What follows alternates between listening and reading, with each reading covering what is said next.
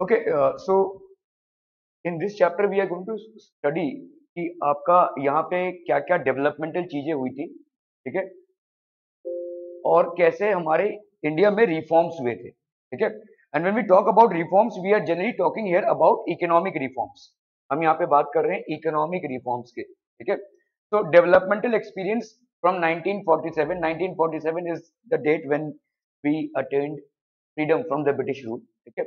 और 1990 तक, और इकोनॉमिक रिफॉर्म्स क्या हुए, ठीक है, सिंस 1991।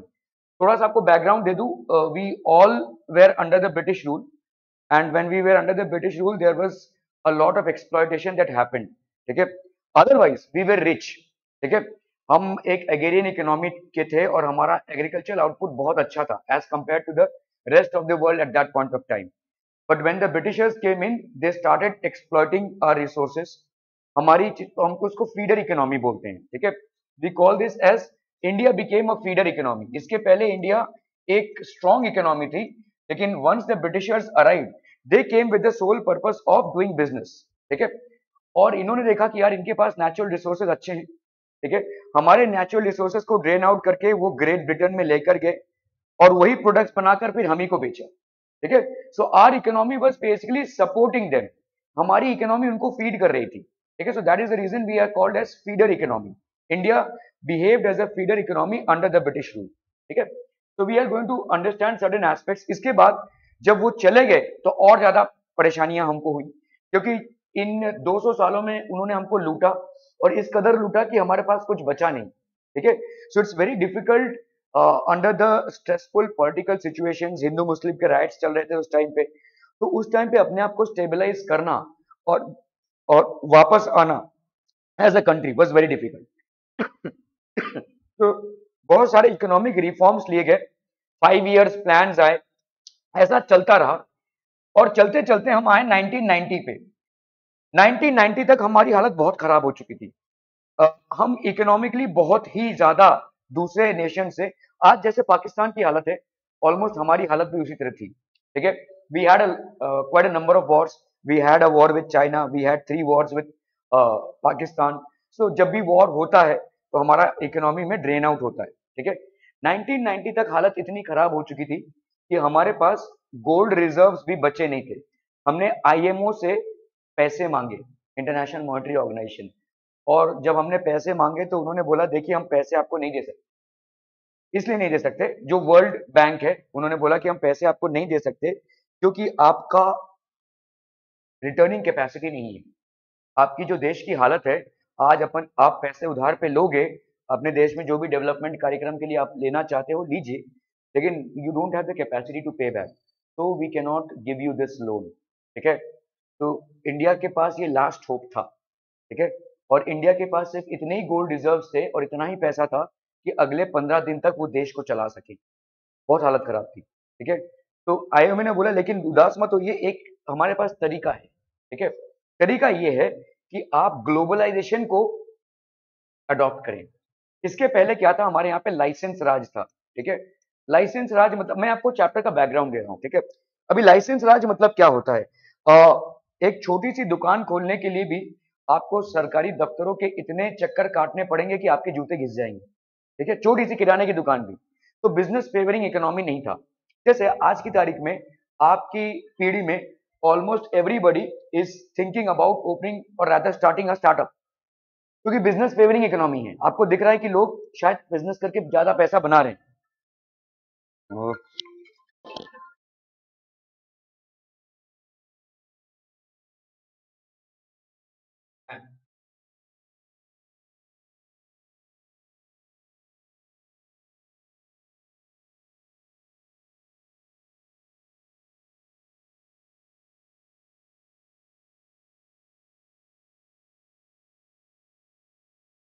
ठीक है, तो ये ग्लोबलाइजेशन का दौर था, तो ये लाइसेंस राज था।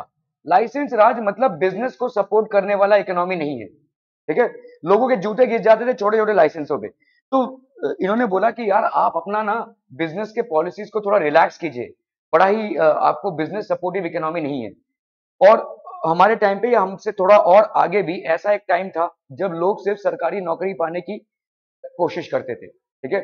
सरकारी नौकरियां के लिए ही लोग मरते थे, ठीक है। तो सरकारी नौकरी कितना ही क्रिएट कर पाएंगे हम, रेलवेज में या बस आपका हाईवेज में कितना ही कर पाएंगे, ठीक है। तो इसीलिए इन लोगों ने बोला कि आप ग्लोबलाइजेशन, आप अपने मार्केट को, इन्होंने बोला कि आपका मार्केट जो है बड़ा सिकड़ा हुआ मार्केट है, आपने अपने मार्केट्स को इंटरनेशनल ट्रेडर्स के लिए, इंटरनेशनल बिजनेसमैन के लिए खोल दीजिए।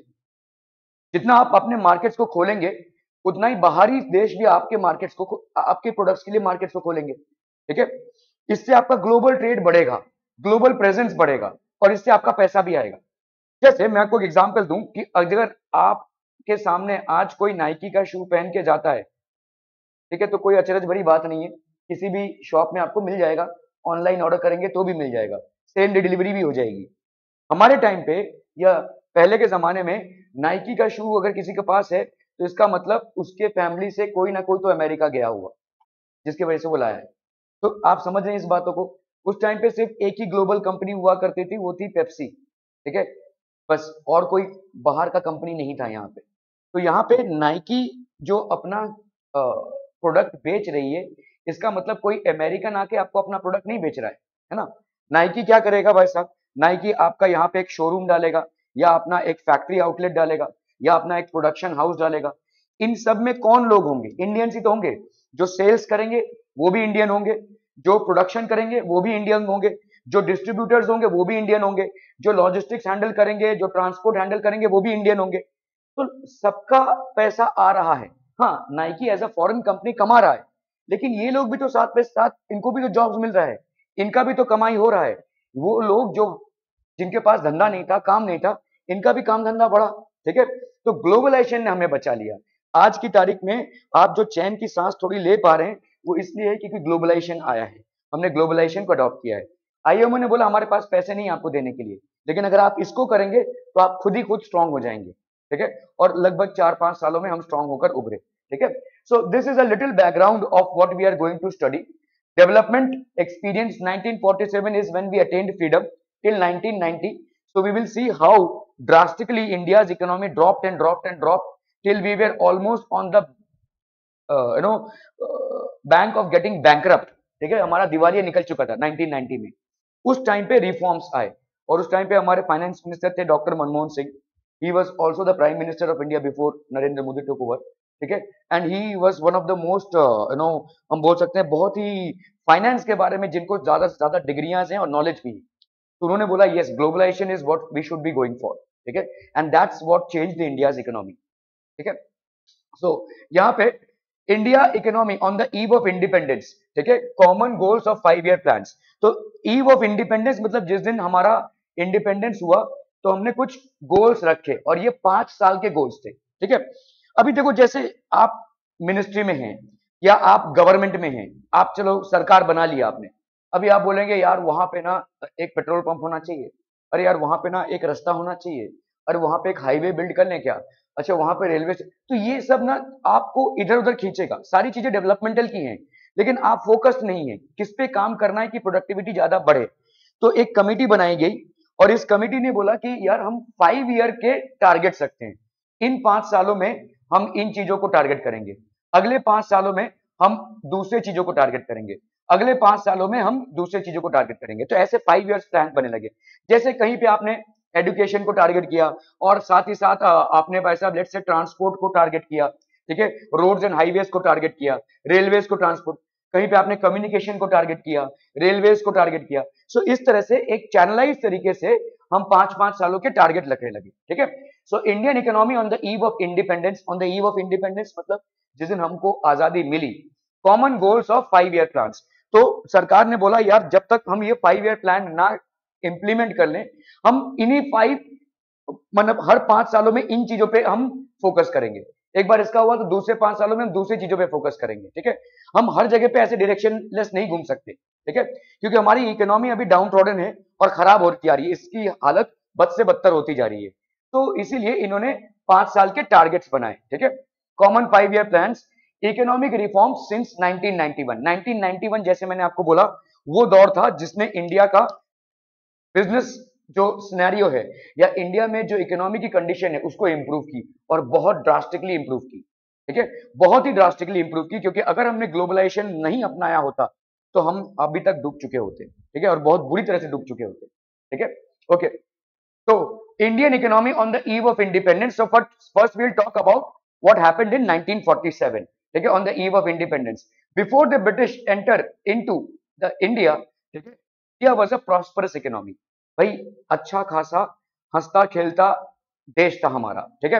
हाँ, देश नहीं था क्योंकि उस टाइम पे सब गुटों में बटे हुए थे हम, ठीक है, but it was a prosperous economy. Prosperous मतलब लोगों के पास पैसा था, लोगों के पास पैसा था और हम रिच भी थे।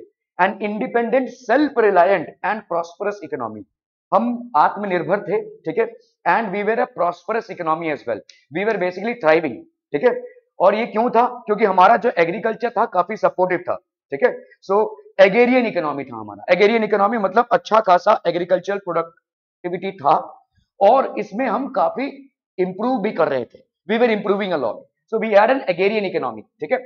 Agriculture was the main source of livelihood, engaged about 2/3 of the total population, ठीक है। हमारे लिए एग्रीकल्चर जो था वो मेन सोर्स ऑफ लाइवलीहुड था, ठीक है, मेन सोर्स ऑफ लाइवलीहुड। और इसमें करीबन 2/3 of the total population engage था। 2/3 मतलब सोच लीजिए, मतलब 1/3 ही बचता है जो दूसरे कामों में एंगेज था, बाकी 2/3 हमारा एग्रीकल्चर में लगा हुआ था, ठीक है। और अच्छी खासी प्रोडक्टिविटी चल रही थी, ठीक है, अच्छा खासा प्रोडक्शन भी चल रहा था, ठीक है। तो India was well known for its handicraft. तो अभी आप बोलोगे यार 1/3 लोग क्या कर रहे थे फिर, ठीक है। तो 1/3 लोग क्या कर रहे थे? हैंडीक्राफ्ट, जैसे घड़ा बनाना, ठीक है, यूटेंसिल्स बनाना, हैंडीक्राफ्ट इंडस्ट्रीज, ठीक है, enjoys high standards of craftsmanship. और ये लोग बहुत स्किल्ड लेबर था, ठीक है, ये अच्छा अच्छा चीजें बनाते थे और काफी स्किल्ड लेबर भी थे ये। हैंडीक्राफ्ट मतलब जो हैंड से बनाते हैं, जो आपके मशीन से नहीं बनते हैं, ठीक है। तो आपके बहुत सारे हैंडलूम्स वगैरह ये सब सब यहाँ पे अच्छे से चल रहे थे।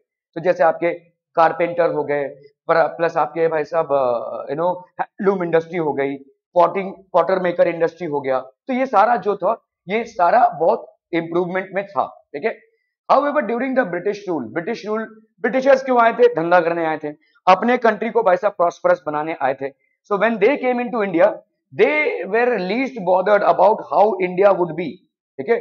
दे were just concern that how they would be benefiting from India, how they would extract the resources, make themselves rich and sell the products back to India itself, ठीक है। तो ब्रिटिश पॉलिसी क्या था भाई साहब? ओन इकोनॉमिक इंटरेस्ट, इनके खुद के फायदे के लिए आए थे। Protect and promotion of economic interest of Britain, India गया भाड़ में, हम भाई साहब अपनी कंट्री के बारे में सोचेंगे, ठीक है। तो हम protect and promotion of economic interest of British, they were people who were there to exploit India, ठीक है। हम अपना इकोनॉमिक, हम अपना धंधा करने आए, हम अपने फायदे के बारे में सोचेंगे, हमको इंडिया से कोई मतलब नहीं है, ठीक है। तो इसको अपन क्या बोलते हैं? Feeder economy. इंडिया को इन्होंने कैसे यूज किया? एज अ फीडर इकोनॉमी, ठीक है। मतलब यहां से वो रॉ मटेरियल्स लेकर गए, गुड्स बनाया और वापस यहीं पे बेचा, मतलब डबल प्रॉफिट हो रहा है इनको, ठीक है। So that is what India is a feeder economy. Transformed India into supplier of raw material, India में इन्होंने जबरदस्ती उन्हीं चीजों को उगाया जिससे ब्रिटिश इंडस्ट्री को फायदा हो। जैसे इंडिया में आपका राइस, व्हीट, ये सब बहुत बड़ी मात्रा में होता था। इन्होंने बोला भाई साहब ये सब खेतियां बंद करो, कॉटन उगाओ, इंडिगो उगाओ, ठीक है। ऐसी चीजों की इन्होंने, क्योंकि इन चीजों की बड़ी डिमांड थी, ठीक है, एशियन मार्केट्स में। तो transformed India into supplier of raw materials and consumer of finished product for British industries. तो इन्होंने बोला कि भाई साहब आप लोग सप्लायर बन जाइए रॉ मटेरियल्स के। तो इन्होंने इंडिया को यूज किया, रॉ मटेरियल्स यहां से लेकर गए और जब फिनिश प्रोडक्ट्स तैयार हुआ तो इंडियंस को ही बेचा, ठीक है। Consumer of finish product of British industries, ठीक है। तो however during the British rule every sector of economy was affected, ठीक है। सिर्फ एग्रेरियन नहीं, बाकी सारी चीजें भी इंपैक्ट हो गई। डेमोग्राफिक प्रोफाइल, ठीक है, ऑक्यूपेशनल स्ट्रक्चर, सब कुछ इंपैक्ट हो गया। इंडस्ट्रियल सेक्टर, ये सब इंपैक्ट हो गया। डेमोग्राफिक प्रोफाइल मतलब, डेमोग्राफी मतलब आपका जैसे कौन सा राज्य है, ये ब्रिटिशर्स किसी का भी राज हड़प लेते थे। आपने रानी ऑफ झांसी का नाम सुना होगा, झांसी की रानी। क्यों? क्योंकि उनका राज्य उन्होंने भाई साहब ले लिया था, ठीक है, बाई फोर्स। तो ये तो कर ही रहे थे वो, ठीक है, किसी का भी राज्य छीन लेते थे, कोई भी टेरिटरी चेंज कर देते थे, ठीक है। ऑक्यूपेशनल स्ट्रक्चर ये पूरा उन्होंने चेंज कर डाला। और इंडस्ट्रियल सेक्टर, इन सब का influence during the British rule, every sector of economy was impacted, they impacted every sector of the Indian economy, ठीक है। फॉरेन ट्रेड इंपैक्ट हुआ, ठीक है। Then agricultural sector, because India independent रहा ही नहीं, इंडिया को अभी ब्रिटिशर्स के अंडर में काम करना था और ब्रिटिशर्स हमेशा अपना ही प्रॉफिट पहले देखेंगे, तो they will least bothered as to what is happening to India as a country और द इंडियंस, ठीक है। So this economy now drop, ठीक है। State of different sector of Indian economy on the eve of independence. तो जब हमको independence मिला, अभी देखो ब्रिटिशर्स के अंडर जो हुआ सो हुआ, उसको लेकर हम रोड पे बैठेंगे तो कैसे चलेगा, ठीक है। तो अभी हम देखेंगे कि जैसे हमने स्टार्ट किया as a nation, India started in 1947। इसके पहले एज अ नेशन एग्जिस्ट नहीं करती थी, छोटे छोटे, कहीं पे मराठा राज्य है, कहीं पे मुगल साम्राज्य है, कहीं पे औध साम्राज्य है, ऐसा था वैसा, कहीं पे बंगाल साम्राज्य है। India as a nation didn't exist, ठीक है। तो क्या हुआ भाई साहब, आपका स्टेट ऑफ डिफरेंट सेक्टर, तो आपके अलग अलग सेक्टर्स का क्या हाल था जब इंडिया फॉर्म हुआ। Agricultural sector, industrial sector, foreign trade and occupational structure and demographic profile. तो इन सब चीजों को हम समझेंगे, ठीक है।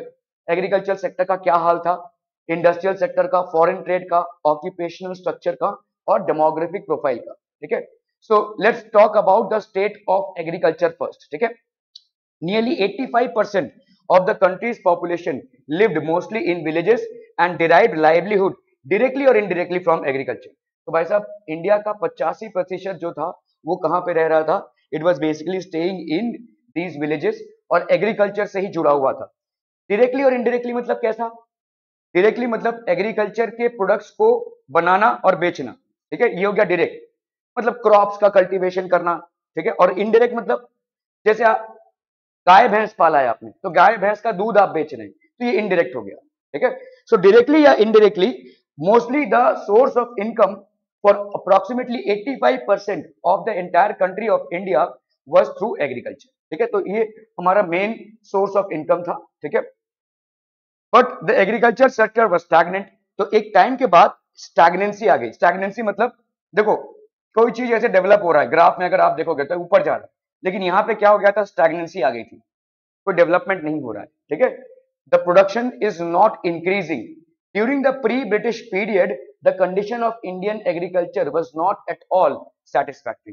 तो ब्रिटिशर्स के जस्ट पहले, मतलब ब्रिटिशर्स के टाइम पे, ठीक है, it was not at all satisfactory, ये सेटिस्फैक्टरी नहीं था, ठीक है। Okay, state of agriculture on the eve of independence, land revenue system था भाई साहब, ठीक है। फोर्स्ड कमर्शियलाइजेशन ऑफ एग्रीकल्चर था, ठीक है। लो लेवल ऑफ प्रोडक्टिविटी थी, इन सब चीजों को हम समझेंगे, ठीक है। लैंड रेवेन्यू सिस्टम, तो लैंड रेवेन्यू सिस्टम में कैसा होता था, zamindar exploit the cultivators to the maximum by imposing lagan, ठीक है। एक मूवी भी आई थी, देखो लगान, लगान मतलब होता है टैक्स, ठीक है। तो आपके जमींदार होते थे, जमींदार क्या करते थे, जमीनों के मालिक होते थे, ठीक है। अभी इन जमीनों के मालिकों पर, ये जो समझ लो ये किसान है, किसान लोग इस प्लॉट पे खेती कर रहे हैं, इनके ऊपर बहुत बड़ा टैक्स लगाते। This was a huge lagan that was imposed on the farmers, cultivators। और किसान क्या ही प्रॉफिट कमाएगा, थोड़ा बहुत जो बेचेगा अनाज को, उसके बाद जो प्रॉफिट कमाएगा उसका मैक्सिमम पार्ट चला जाएगा लगान देते देते, ठीक है। So there was hardly anything left for the farmers, ठीक है। तो एक्सप्लॉइट द कल्टीवेटर्स, ये कल्टीवेटर्स को एक्सप्लॉइट करते थे। Dates for depositing specified sums of revenue were fixed, failing lead to lose their rights. अभी समझ लो कोई फार्मर है, उसने खेती की, ठीक है, उसने खेती की, अभी लेट्स से खेती में थोड़ा सा टाइम लग गया, थोड़ी सी बाढ़ आ गई, या समझ लो थोड़ा सा सूखा पड़ गया, जिसकी वजह से उसका खेती कंप्लीट होना चाहिए था 4 महीने में, समझ लो 4.5 महीने लग गए उसको प्रोडक्टिव होने में, है ना। लेकिन बराबर 4 महीने में उसको अपना रेवेन्यू देना था, वो नहीं दे पाया। 15 दिन बाद जब वो रेवेन्यू देने जाएगा तो वो बोलेगा कि भाई साहब तुम 15 दिन लेट हो गए हो, अब ये जमीन जो है वो तुम्हारी नहीं है, ठीक है। ये जो तुम्हारा खेत है ये तुम्हारा नहीं है, जो तुमने प्रोडक्शन किया है वो भी तुम्हारा नहीं है, वो सब हमारा हो गया, ठीक है। So dates for depositing specified sums of revenue were fixed, failing lead to lose their rights. तो जमीन पर जो तुम्हारा अधिकार है वो अब नहीं रहा, you have lost your rights, ठीक है। इस तरीके का बड़ा ही निर्दयी सिस्टम था, ठीक है। Okay, so they lost their rights, profit accruing out of the agriculture sector went to the zamindars instead to the cultivators and they did nothing to improve their condition of agriculture, ठीक है। तो जो भी profit आ रहा था agriculture sector से, वो ज्यादा करके किसका जेब भर रहा था, जमींदारों का, ठीक है। जमींदार से लोग लोन भी लेते थे, अपने जमीन को गिरवी रख के लोन लिया, खेती बाड़ी में उतना फायदा नहीं हुआ, वो जमीन भी उनकी हो गई। तो धीरे धीरे ये पूरा जमीन इनका होता जा रहा था, ठीक है, और जो भी प्रॉफिट हो रहा था वो भी उनका होता जा रहा था। Instead the cultivators and they did nothing to improve the condition of agriculture. जमींदारों को भी कोई मतलब नहीं था आप क्या फार्मिंग कर रहे हैं, कैसे कर रहे हैं, क्या आपका प्रोडक्टिविटी हमको मतलब नहीं है। आप अपना भाई साहब रेवेन्यू भरिए, नहीं भरेंगे तो जमीन हम हड़प लेंगे। ठीक है, ऐसा निर्दयी सिस्टम चल रहा था। ठीक है, तो फार्मर सपोर्टिव सिस्टम नहीं था। It was not a farmer supportive system. ठीक है, अभी देखो जैसे अब आप छोटी छोटी चीजों में देखोगे कि अभी गवर्नमेंट कैसे फार्मर्स को सपोर्ट कर रही है। आपने देखा रहेगा अक्सर ये गाड़ियां लगी रहती हैं और गाड़ियों में आलू कांदा ऐसा बेच रहे हैं लोग। ये लोग कौन हैं? ये लोग डायरेक्टली फार्मर्स हैं। ये फार्मिंग से खेती बाड़ी से ये चीजों को लेकर डायरेक्टली यहाँ पे बेच रहे हैं। अभी देखो फार्मिंग का सिस्टम कैसे होता है। समझ लो मेरा कोई खेत है, उसमें मैंने जो भी लगाया आलू गोभी भिंडी जो भी है, इसको मैं लेकर जाऊंगा एक बड़े मार्केट में या एक बड़े होलसेलर के पास। वो भाई साहब लेकर जाएगा इसको एपीएमसी मार्केट में। एपीएमसी मार्केट से अलग अलग रिटेलर्स लोग इसको खरीदेंगे। तो दिस इज द चेन। अभी इतना बड़ा चेन है तो कंज्यूमर तक पहुंचते पहुंचते वो चीज काफी महंगी होगी, क्योंकि सब अपना कट लेंगे। ठीक है, और सब अपना कट लेंगे तो जब होलसेलर होगा वो बोलेगा भाई फार्मर को उतना कट नहीं देगा। ठीक है, जितना कट उसको मिलना चाहिए। समझ लो भाई साहब फार्मर ने इसको 2 रुपए में बेचा, इसने और 2 रुपए ऐड कर दिया तो ये 4 का हो गया, इसने और 2 रुपए ऐड कर दिया ये 6 का हो गया, इसने और 2 रुपए ऐड कर दिया। तो जब तक भाई साहब आपके कंज्यूमर तक पहुंचता है 2 रुपए की चीज 10 रुपए की हो गई। लेकिन दो इस 10 रुपए में फार्मर के पास कितना आया? 2 ही रुपए आया, है ना। बाकी सब जिन्होंने कोई मेहनत नहीं की है, जिन्होंने फार्मिंग में कम से कम कोई मेहनत नहीं की है, उन लोगों ने कमाया, है ना। तो भाई साहब गवर्नमेंट ये बोल रहा है कि मिडिल मैन को रखो ही मत ना, let the farmers sell their own products. अगर ये फार्मर 2 रुपए का चीज 6 रुपए में भी बेच रहा होगा या 8 रुपए में भी बेच रहा होगा तो भी तो उसको फायदा है, अच्छा फायदा है। मिडिल मैन लोग फालतू में बैठकर कमा रहे हैं। तो इसीलिए देखो अभी फार्मर सपोर्टिव इकोनॉमी है। ठीक है, फार्मर्स को गवर्नमेंट सपोर्ट करिए कि आप मार्केट में आकर विदाउट एनी डीलरशिप खुल्लम खुल्ला अपना प्रोडक्ट बेच सकते हैं। ठीक है, रास्ते में खड़े होकर अपना प्रोडक्ट बेच सकते हैं। इसके लिए कुछ जरूरत नहीं है आपको। क्यों ही आप इनके पास जा रहे हैं, क्यों ही आप बड़े बड़े एपीएमसी मार्केट्स वगैरह में जा रहे हैं। आप अपना प्रोड्यूस लाइए और खुल्लम खुल्ला बेचिए। ठीक है, this has been granted by. So इस तरह से गवर्नमेंट क्या कर रही है, सपोर्ट करने की कोशिश कर रही है। ठीक है, इसमें कौन फॉलो करता है या नहीं वो अलग बात है, but that is how the supporting is there. लेकिन ऐसा उस टाइम पे नहीं था। British transformed Indian agriculture into a raw material for their industries.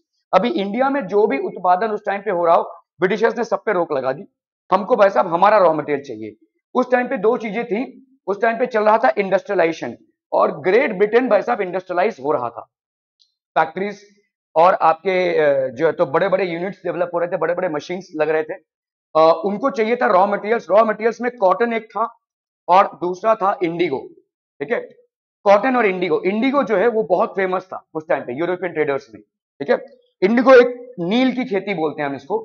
ये कलर है बेसिकली। आपने सीबीएसई में 10th में थोड़ा सा पढ़ा रहेगा इसके बारे में, इंडिगो के कल्टीवेशन के बारे में। ठीक है, सो इंडिगो जो है वो बहुत महंगा एक कलर था यूरोपियन मार्केट्स में। तो ब्रिटिशर्स ने बोला भाई हम इसको प्रोड्यूस करेंगे। ठीक है, इसको प्रोड्यूस करेंगे, कॉटन और इंडिगो को प्रोड्यूस करेंगे। तो जितने भी खेत खलियान थे जहां पे भाई साहब आपका राइस और व्हीट, सब उड़ा दो भाई साहब, सब उड़ा दो, इंडिगो कल्टीवेशन करो, कॉटन। अभी चलो ये तो हुआ, लेकिन इसका फायदा या नुकसान क्या हो गया? इंडिया एक ग्रोइंग पॉपुलेशन था। ग्रोइंग पॉपुलेशन के पास भाई साहब ग्रोइंग फीडिंग मटेरियल भी तो होना चाहिए। राइस और व्हीट बड़े मात्रा में उत्पादन होना चाहिए, उसका सोर्स आपने बंद कर दिया। तो अभी थोड़ा ही राइस प्रोड्यूस होगा। ये राइस जो प्रोड्यूस होगा वो क्या होगा, ब्लैक मार्केट में बहुत ज्यादा पैसे में बिकेगा।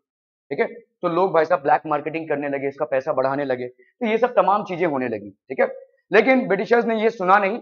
उन्होंने भाई साहब क्या किया, they force the commercialisation of agriculture in which they encourage the production of cash crops instead of food crops. Now, what are food crops? Let's say wheat is a food crop, rice is a food crop, vegetables are a food crop. ठीक है, cash crops कैसे हैं? जैसे sugar cane is a cash crop, indigo is a cash crop. ठीक है, let's say coffee is a cash crop, tea is a cash crop. ठीक है, ये सब आपके cash crops हैं. These are cash crops. ठीक है, इसका भाई साहब होने लगा कल्चर। ठीक है, due to shortage of food crops country had to suffer from frequent famines. Famines मतलब भुखमरी फैलने लगी, लोगों के पास खाने को नहीं था, और जिनके पास भी अनाज थोड़ा बहुत था वो बहुत हाई प्राइस में इसको बेच रहे थे। ठीक है, so this was resulting in famines. ठीक है,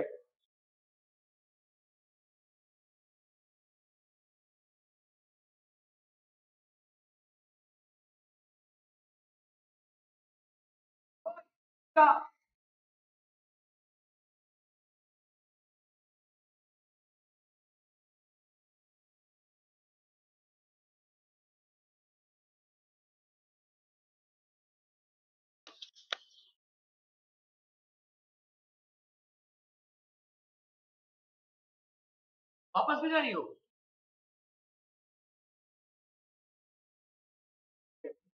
दो मिनट रुको, मैं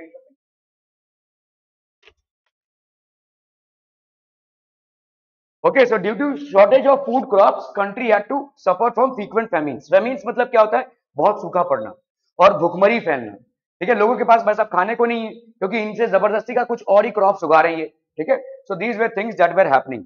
Okay, low level of productivity, dependence on rain, no means or incentives to invest in agriculture. Rain पे काफी ज्यादा डिपेंडेंसी थी, हमारे पास पानी नहीं था। जितना पानी वैसा, अगर रेन हो गया तो फसल अच्छी होगी, नहीं हुआ तो कोई उसमें वही नहीं है। ठीक है, no means of incentives to invest in agriculture, मतलब हमारा पैसा ही नहीं आ रहा तो लोग एग्रीकल्चर में कहां इन्वेस्ट करें। ठीक है, क्यों ही एग्रीकल्चर में पैसा लगाए, ऐसा हालत हो गया था।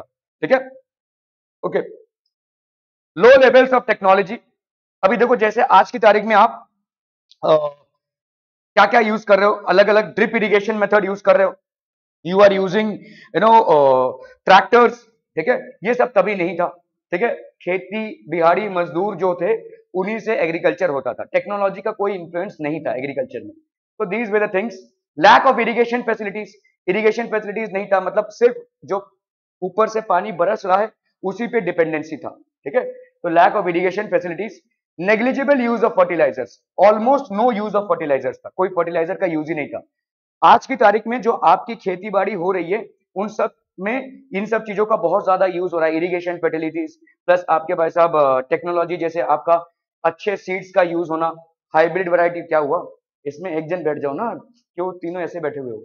हाइब्रिड वैरायटीज ऑफ सीड्स का यूज होना, ठीक है, ये सब अभी यूज हो रहा है। नेग्लिजिबल यूज ऑफ फर्टिलाइजर्स, तो इन सब चीजों की वजह से आपकी एग्रीकल्चरल आउटपुट ऑलमोस्ट नील थी। ठीक है, स्टेट ऑफ इंडस्ट्री, इंडस्ट्री का स्टेट क्या था भाई साहब, India could not develop a sound industrial base under the British rule and invest in poor state. ठीक है, तो ये पुअर स्टेट में था भाई साहब। State of industry on the eve of independence, low contribution of industries to GDP, hardly कोई industry था, there was hardly any industry. ठीक है, तो जीडीपी जो आपका ग्रॉस डोमेस्टिक प्रोडक्ट है, इसमें कोई डेवलपमेंट कार्य नहीं हो रहा था। Inadequate role of public sector, what do you mean by public sector? Public sector मतलब गवर्नमेंट, गवर्नमेंट ब्रिटिश गवर्नमेंट है तो वो क्या ही सपोर्ट करेगी। ठीक है, then we have got shortage of capital goods industry, capital goods बहुत कम हो रहे थे, मतलब जहां पे आपका मैन्युफैक्चरिंग हो रहा हो। ठीक है, huge competition for machine made goods, machine made goods कहां पे हो रहे थे, ब्रिटिशर्स के पास, यहां से रॉ मटेरियल जा रहा था, मशीन मेड गुड्स बन के फिर वापस यहां पे ही आ रहे थे। ठीक है, तो there was a huge competition.